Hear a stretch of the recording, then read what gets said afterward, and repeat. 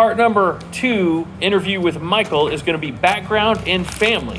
So, Michael, I understand you grew up in Florida, Alabama? Florella, Alabama. Growing up, did you live with your biological parents or someone else?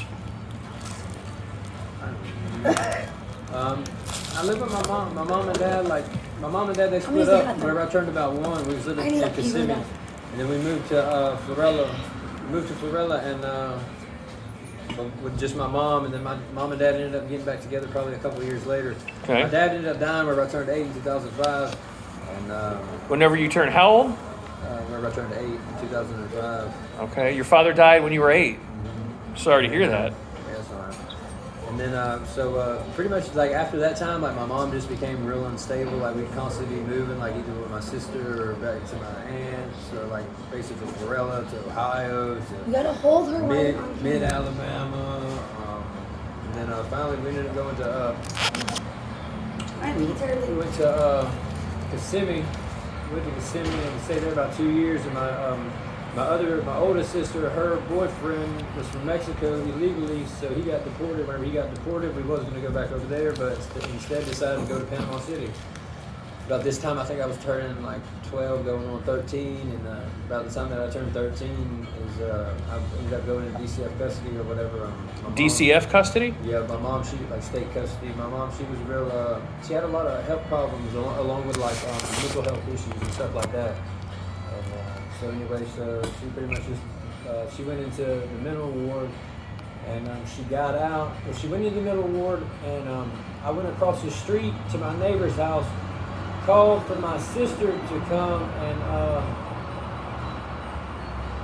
called for my sister that was in Panama City to come and get me or whatever.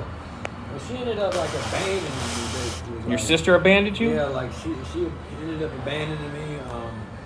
I was like 13 at the time. The only thing in the place where I was like instant grits and shit like that. So. Instant grits? Yeah. That's what you were eating, you mean? Yeah, that was all there was instant grits. So okay. A couple of days I ate that, and then finally I asked the neighbor next door, I'm like, listen, can you take me out to the beach?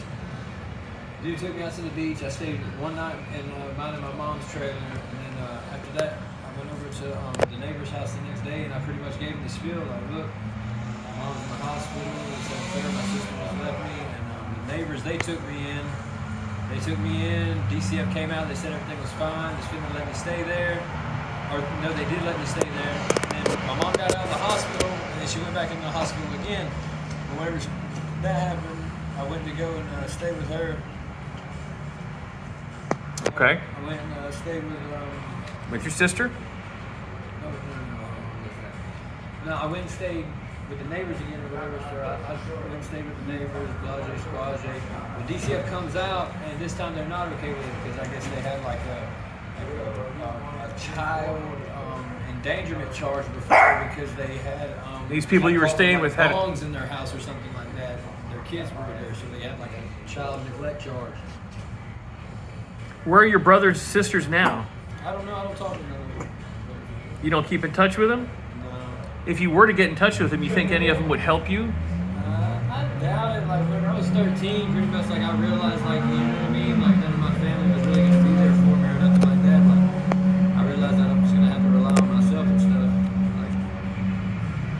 Like it's hard sometimes, but I mean at the end of the day, that's what you gotta know that, because if not, you're not ever gonna like have nothing for sure at the end of the day unless you know that you got you. You know what I mean? What message would you send to your sister who abandoned you, and off chance she might ever see this one day? What would you say to her? Talk to her.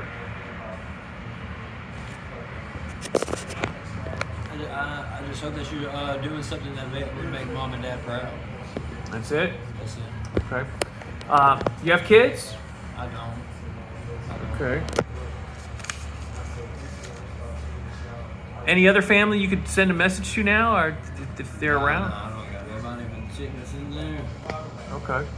Well, we definitely appreciate it. We're going to come back with part 3 of the interview, which is drug use.